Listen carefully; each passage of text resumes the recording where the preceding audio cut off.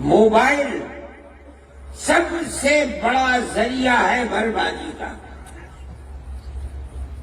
بچیوں کے ہاتھ میں موبائل، گھر کے اندر اور گھر سے باہر، یہ ان بچیوں کی بربادی کا سب سے بڑا ذریعہ ہے۔ ایسے واقعات ہوتے ہیں لڑکوں میں، لڑکیوں میں، جو برائیاں پھیل رہی ہیں، اگر ان کے ہاتھ کو نہیں پکڑیں گے تو ایک دو نسلوں کے بعد آپ کی ان آبادیوں کے اندر ٹوپی پہننے والے اور مسجدوں کو آباد کرنے والے لوگ نہیں ملیں گے، خدا نخواستہ۔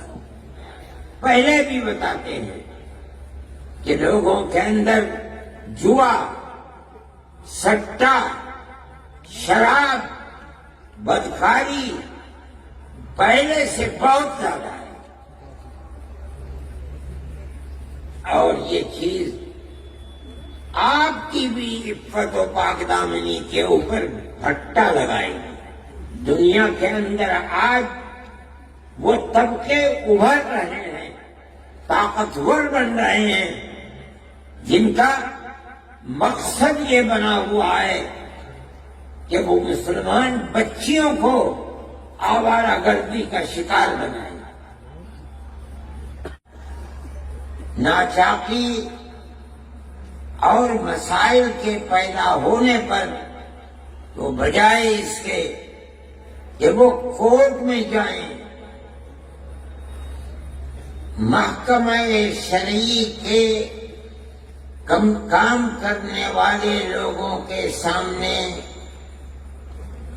اپنی تحریر دیں گے کہ ہمارے اختلافات ہیں، ہم آپ کو حکم بناتے ہیں اور آپ جو فیصلہ کریں گے ہمیں منظور ہوگا، ان کو حکم بنا کر ثالث کے طریقے کے اوپر رکھیں، معاملات کو رکھیں، اور وہ اللہ کو اپنے سامنے حاضر و ناظر سمجھ کر بغیر کسی روح رعایت کے قرآن و حدیث کو اپنے سامنے رکھ کر اس کے مطابق فیصلہ دیں۔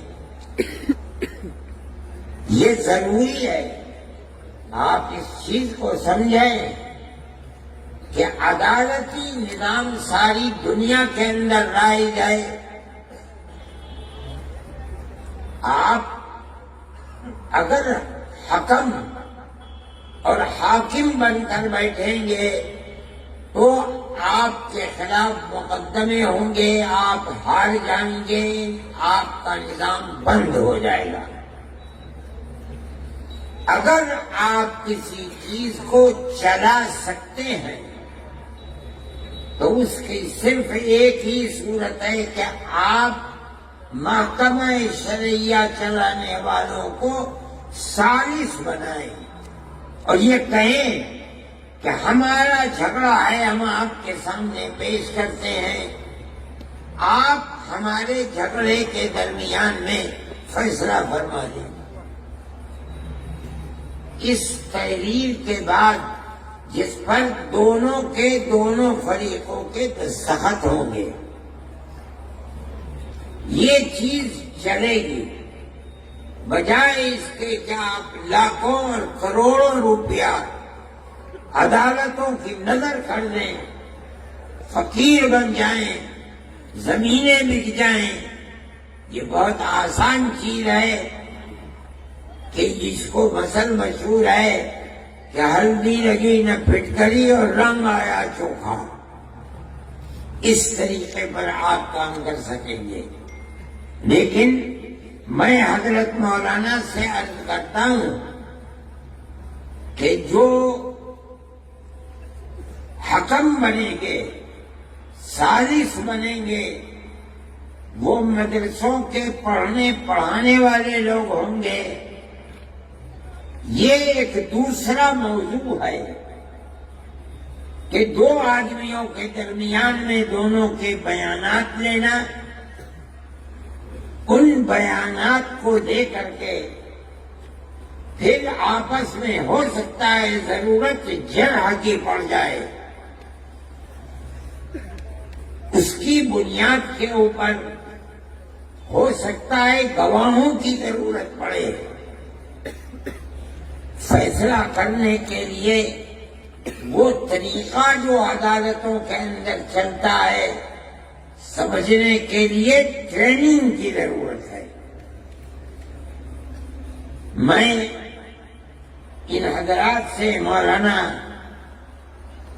سے میں نے منصور پوری سے مولانا سلمان صاحب منصور پوری سے میں نے کہا تھا کہ حضرت مولانا جب متعین کر دیں کہ اس جگہ یہ، اس جگہ یہ، اس جگہ یہ، ان کو 1 2 3 4 دن کے لیے بلاؤ، جو لوگ طریقہ جانتے ہیں ان کی ٹریننگ کریں، انہیں بتائیں، تاکہ فریقین میں کسی کو اپنے دل میں یہ حسرت نہ رہے کہ معاملہ صاف نہیں ہوا اور ہم اپنے دلائل پیش نہیں کر سکے، یا ہم نے پیش کیے انہیں قبول نہیں کیا جا سکا۔ ہر چیز تحریر میں لے آنی چاہیے۔ میں یہ سمجھتا ہوں کہ اگر اس مسئلے کو اس انداز پر کیا گیا اور یہ حضرات تیار ہیں، 1 دن کے لیے، 2 دن کے لیے، 3 دن کے لیے آپ بھیجیے، اس میں جس چیز کی ضرورت ہوگی یہ فقیر بھی اس میں پوری طرح مدد کرے گا۔ اگر اور حضرات کو، ٹریننگ دینے والوں کو بلایا گیا تو میں اس سلسلے میں ان سے گزارش کروں گا کہ وہ آئیں اور آ کر ان حضرات کی ٹریننگ کو مکمل کریں، چاہے 1 مرتبہ، چاہے سال میں 2 مرتبہ، جب ضرورت پڑے انشاءاللہ میں اور یہ حضرات آپ کی مدد کریں گے۔ دوسری چیز میں یہ کہنا چاہتا تھا کہ امانت شرعیہ کا کام صرف یہی نہیں ہے کہ شوہر اور بیوی کے جھگڑوں کو نمٹائیں، نہیں، اس کے علاوہ ہمارے اور آپ کے معاشرے میں، ہمارے جوانوں کے اندر، لڑکوں میں، لڑکیوں میں جو برائیاں پھیل رہی ہیں، اگر ان پر قدغن نہ لگائی گئی، ان کو جمع نہ کیا گیا، اور جہاں بھی علماء ہیں، جس گاؤں میں ہیں، جس شہر میں ہیں، جس محلے میں ہیں، اگر ان کے ہاتھ کو نہیں پکڑیں گے تو 1 2 نسلوں کے بعد آپ کی ان آبادیوں کے اندر ٹوپی پہننے والے اور مسجدوں کو آباد کرنے والے لوگ نہیں ملیں گے، خدا نخواستہ۔ امارت شرعیہ کے ساتھ بہت علماء جڑے ہوئے ہیں، پڑھائیے بھی، اس کے ساتھ ساتھ طلباء پر نظر بھی رکھیے، ان کی تربیت بھی کیجیے، مطالعہ بھی کیجیے، اس کے ساتھ ساتھ ہر جوان کو دیکھ بھال کر کے اس کے ہاتھ کو پکڑنا اور اس راستے کو بتانا جو آپ کے آباء و اجداد کا راستہ ہے، علماء کا راستہ ہے، اللہ کے نبی کا بتایا ہوا راستہ ہے، اس راستے پر لے کے چلیں۔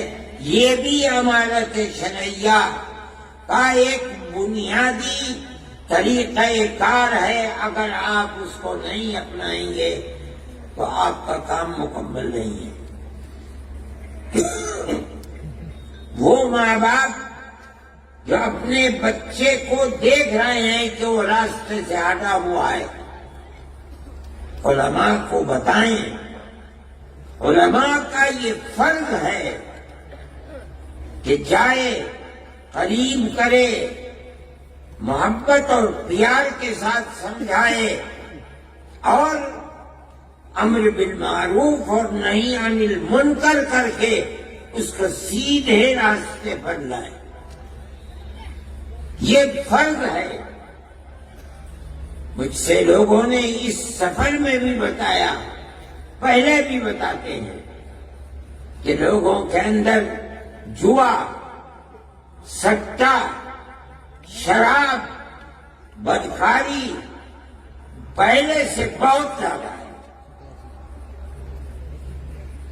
اور یہ چیز آپ کی بھی عفت و پاک دامنی کے اوپر پھٹا لگائے گی۔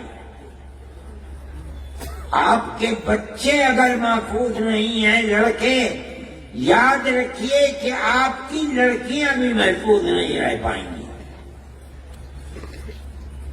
دنیا کے اندر آج وہ طبقے ابھر رہے ہیں، طاقتور بن رہے ہیں، جن کا مقصد یہ بنا ہوا ہے کہ وہ مسلمان بچیوں کو آوارہ گردی کا شکار بنائیں۔ مخلوط تعلیم اور موبائل سب سے بڑا ذریعہ ہے بربادی کا۔ بچیوں کے ہاتھ میں موبائل، گھر کے اندر اور گھر سے باہر، یہ ان بچیوں کی بربادی کا سب سے بڑا ذریعہ ہے۔ ایسے واقعات ہوتے ہیں کہ بچیاں مخلوط تعلیم کے اندر نہیں ہیں، لڑکیاں لڑکیوں کے اسکول میں ہیں، لڑکے لڑکوں کے اسکول میں ہیں۔ اس کے باوجود ایک کو وہ ٹیچر جو ان لوگوں کے ہاتھ میں ہیں جو ان بچیوں کو برباد کرنا چاہتے ہیں، دوسرے موبائل، انہوں نے اس کے باوجود ان کو برباد کر دیا۔ میں آپ سے کہتا ہوں، ابھی مظفر نگر کے اندر مسئلہ ہوا، پولیس نے ایک ہوٹل کے اوپر جا کر چھاپا مارا، 50 لڑکے اور 50 لڑکیاں پکڑی گئیں۔ جب پردہ اٹھا ان کے اوپر سے تو تقریباً 36 یا 36 سے زائد لڑکیاں مسلمان بچیاں تھیں۔ یہ بچیاں، حیرت کی بات یہ ہے کہ اس اسکول کی پڑھنے والی تھی جو اسکول صرف بچیوں کے لیے ہے۔ سوال پیدا ہوتا ہے کہ ان لڑکوں سے جو مسلمان لڑکے نہیں تھے، ان کا تعلق کیسے پیدا ہوا؟ اس کی دو ہی چیزیں ہیں کہ جو ٹیچر ہیں وہ مسلمان نہیں ہیں، حالانکہ عورتیں ہیں۔ دوسری چیز موبائل، اس نے تباہ کر کے رکھ دیا۔ اب ان ماں باپ کا کیا حال ہے؟ جمعیت علماء کے لوگ وہاں گئے، ہاتھ جوڑ کر کھڑے ہو گئے کہ ہم کچھ نہیں کریں گے، ہماری یہ ٹوپی تمہارے پیروں میں ہے، ہمیں برباد مت کرو۔ ان لوگوں نے مجھ سے کہا، میں نے کہا چھوڑ دو۔ جنہیں خود اپنی بربادی کے اوپر رونا آتا ہے اور انہوں نے اپنی بچیوں کے ہاتھ کو چھوڑ دیا اور یہ سمجھتے ہیں کہ موبائل اور اسکول میں پڑھنا انہیں نقصان نہیں پہنچائے گا۔ میں آپ سے کہہ رہا ہوں کہ آپ اگر اس پر قدغن اور روک نہیں لگائیں گے تو آپ اپنی بچیوں کی عفت و پاک دامنی کی حفاظت نہیں کر سکتے۔ حضرت امیر شریعت صاحب میرے پاس بیٹھے ہوئے ہیں، میں یہ کہنا چاہتا ہوں، اور بہت علماء ہیں، اس کے لیے پروگرام بناؤ، اپنی قوم کو راہ راست پر کس طرح لایا جا سکتا ہے، اپنی زندگی کو کھپا دو، لگا دو۔ اگر اس کے اندر کوتاہی ہوگی تو آنے والے 50 سال کے اندر کتنی بربادی ہوگی، آج آپ اس کا تصور نہیں کر سکتے۔ ایسے لوگ ہیں ملک کے اندر جن کا پروگرام یہی ہے کہ مسلمانوں کے گھروں کے اندر عفت و پاک دامنی کا جنازہ نکالا جائے، اور وہ اس کے اوپر لگے ہوئے ہیں۔ میں خواہ اس چیز کو، یہ مجمع، یہ جلسہ وہ سننے کے لیے نہیں ہے، میں یہ کہتا ہوں، ماں باپ سے بھی کہتا ہوں، علماء سے بھی کہتا ہوں،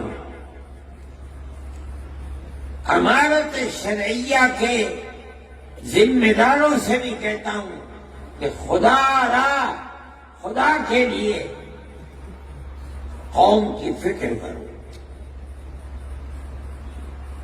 صرف اتنی بات کافی نہیں ہے، صحیح ہے، جمعیت علماء کا پروگرام ہے کہ آپ وہ اسکول جن میں 5ویں کلاس کے بعد مخلوط تعلیم ہے، آپ مخلوط ملی جلی لڑکے اور لڑکیوں کی تعلیم کو بند کریں۔ خدا نے جن کو طاقت دی ہے، 10 20 25 50 آدمی مل کر تھوڑی سی زمین دے کر بچیوں کے لیے الگ اسکول، بچوں کے لیے الگ اسکول بناؤ۔ کوشش کرو کہ بچیوں کی اسکول کے اندر پڑھانے والی مسلمان ٹیچر مہیا ہو۔ ان اسکولوں کے اندر عورتوں کی جماعتیں بھیجو، ان بچیوں کی تربیت کریں، ان کے ہاتھ میں موبائل نہ دو تاکہ ان کے خیالات پراگندہ نہ ہو۔ اپنی آنے والی نسل کی حفاظت کے لیے یہ ضروری ہے، ضروری ہے، ضروری ہے، ورنہ ہم اپنے جس ملک میں رہتے ہیں جہاں سیاست ہندو مسلم اکثریت اور اقلیت کی نفرت کے اوپر ٹکی ہوئی ہے، وہ آپ کی اور آپ کے بچیوں کی عفت و پاک دامنی کو زندہ نہیں رہنے دینا چاہتے۔ یہ آپ کی ذمہ داری ہے کہ آپ اپنی آنے والی نسل کو العیاذ باللہ ارتداد سے بچائیں اور انہیں مسلمان چھوڑ کر مریں۔ اس کی کوشش کیجیے کہ وہ بھی جب وقت آئے تو مسلمان رہتے ہوئے مرے۔ یہ ہماری ذمہ داری ہے۔ قوا انفسکم واہلیکم نارا، اپنے آپ کو بھی جہنم کی آگ سے بچاؤ، اپنی آل اولاد اہل خانہ کو بھی جہنم کی آگ سے بچاؤ۔ یہ جبھی ہوگا جب ماں باپ، بہن بھائی، بڑے اور چھوٹے اس نقطۂ نظر میں سب متفق ہوں کہ ہمیں اپنے گھر، اولاد، بیوی، بچے، بچیوں سب کو جس طرح ہم مسلمان ہیں انہیں بھی مسلمان ہی بنا کر دنیا سے جانا ہے. یہ بھی امانت شرعیہ کا پہلو ہے، ضروری ہے. اس لیے آپ حضرات جس ولولے اور جذبے کے ساتھ آئے ہیں، میں آپ سے کہتا ہوں کہ آپسی گھریلو جھگڑے یقیناً ان کا حل ہونا چاہیے. امانت شرعیہ کا پلیٹ فارم اس کے لیے نہایت ضروری ہے، لیکن صرف یہی امانت شرعیہ کا کام ہے اور کچھ نہیں. غلط ہے. میں نے کہا کہ اپنی اور اپنی نسل کی حفاظت یہ کم ضروری نہیں ہے، ضروری ہے اور بہت زیادہ ضروری ہے. میرے بھائی، میں نے تو ان سے یہ کہا تھا کہ میں 10-15 منٹ بولوں گا. اس کے ساتھ ساتھ میں اپنی بات کو ختم کرنے سے پہلے آپ سے کہتا ہوں